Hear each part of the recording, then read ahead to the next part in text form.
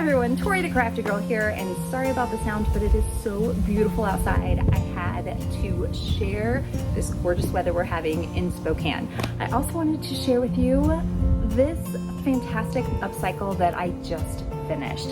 So in this video, I'm actually going to show you how I took this men's extra large shirt and I turned it into this adorable tunic. Oh yeah, don't forget to like and subscribe. Let's go. For this project, I'm using this men's Ralph Lauren button-down shirt. It is really great quality, and I knew I was going to use it for something special.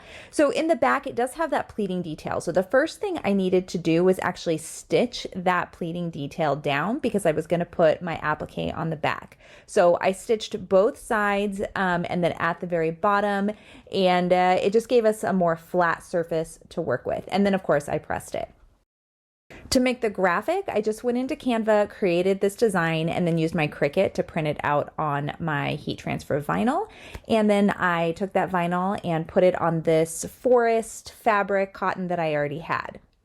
So then I stitched the sides under just to finish them, and then I pinned it to where I wanted it on the top. And I ended up using a very close together zigzag stitch to get that on the back. So I didn't actually have to finish the ends, but it did help me with placement. So after I got the graphic on, the next step was to figure out what to do with the sleeves. So in this case, I was playing around with a few different options. Now you could do balloon sleeves, you could do puffy sleeves, you could do ruffles, whatever you want. You could also do straight sleeves. So I was playing around with one sleeve to see if I liked the straight sleeve, but I eventually decided to keep the cuff at the very bottom and just cut off about 4 inches and reattach it. So I grabbed my seam ripper and ripped off that cuff. And you can do this with anything you want to preserve a cuff on. So I'm just preserving that cuff here and taking it off of the bottom. Now, after I got the cuff removed, then it was time to cut off that extra fabric. So I marked where I wanted the sleeve to hit when it was done with tailor's chalk right there. And then I took my scissors and I cut off that amount on this first sleeve right here. Now we are going to keep that leftover fabric. Number one, we're going to use it as a template here to cut the other sleeve so that it's exactly the same distance. But this is where you could also customize if you need to adjust a sleeve for length. Maybe you have one arm that's a little bit longer than the other. This is where you can absolutely customize this. You also want to keep that extra fabric because, surprise, we're not going to waste anything with this upcycle, and we're going to use that for a little special embellishment at the end. So the next step after we've done that is I do want to create some gathers here. Now there's a couple of ways that you can gather fabric. I was in a hurry, so I just did one single row of basting stitches with the machine here. Typically you want to do 2 rows of basting stitches, and sometimes you want to use thicker thread so that it doesn't snap.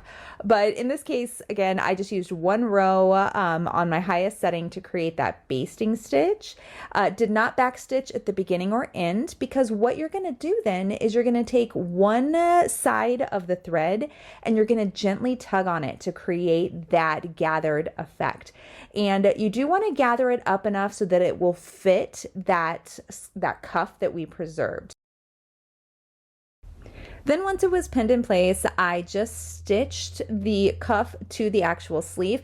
Best part about this, by preserving that cuff, we didn't have to finish any of those hems because we're sticking the raw hem that we cut off inside that cuff and then just stitching it all the way around. Here you do want to do a back stitch at the beginning and the end, and it may be a little thick, so you may want to use a walking foot. In this case, I'm also using my tweezers just to push it through the machine, and I'm using a denim needle, something that I know will go through this fabric very easily.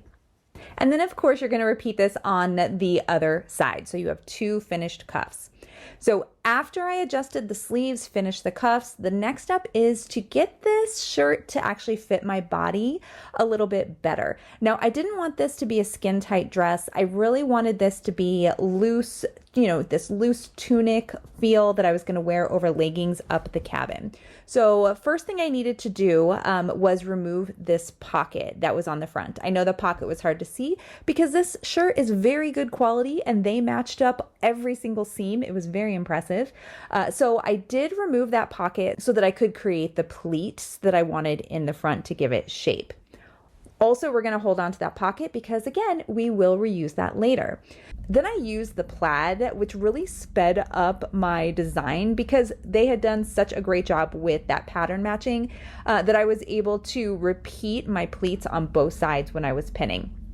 So I started with that left side, went over to the machine, and then just stitched those pleats. I ended up doing 2 pleats on the bodice area, which was perfect. It gave it a little bit of shape, it cinched it in, and it still gave it some additional dimension. So I did that to both sides.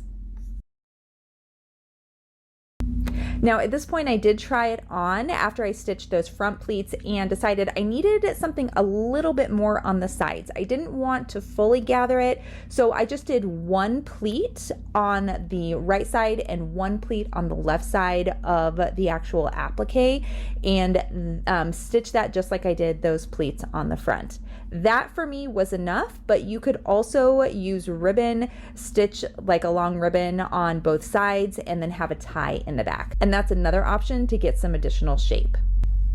So after all of my pleating detail was done, then it was time to attach the pocket. So I put the pocket in the perfect place on the front to pattern match and then just stitched that all the way around, reinforcing at the corners.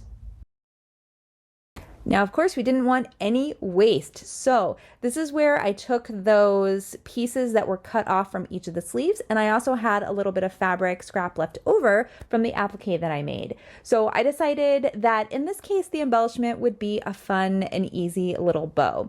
So first thing I did was take this fabric scrap that was already the right size that I wanted, and I pressed in the sides just to give it kind of a finished edge.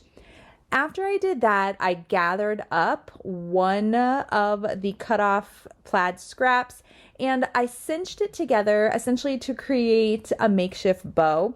I took some of this cotton thread that I had purchased at our Creative Reuse Center, our salvage here. I think I paid $1/4 for this thread. It was tangled up a little bit, so I couldn't really use it in my machine. So it was a perfect use. And I just wrapped it around a few times, actually quite a few times, and then tightened it up so that I would make sure it wasn't going anywhere. Then I took that cotton tree fabric and I turned it so that the wrong side was facing out, stitched it together on the machine right around the bow, and then cut off the excess. Then I just folded the unfinished edge to the inside and we have a upcycled bow. And I did that on the other side as well. Then to attach it to the tunic, I went super simple, old school, and I just used safety pins. And that way I can remove them when I wash my top. Also, if there are times where I don't want to have those on there, I could easily take them off as well. And here's how our minimal waste upcycle turned out. I am so happy with this project. Everything from keeping the pocket to creating the fabric scrap bows. Also, of course, the messaging on the back was the whole inspiration for this top. So if you like this type of content, don't forget to like and subscribe. And until next time, everybody, see ya!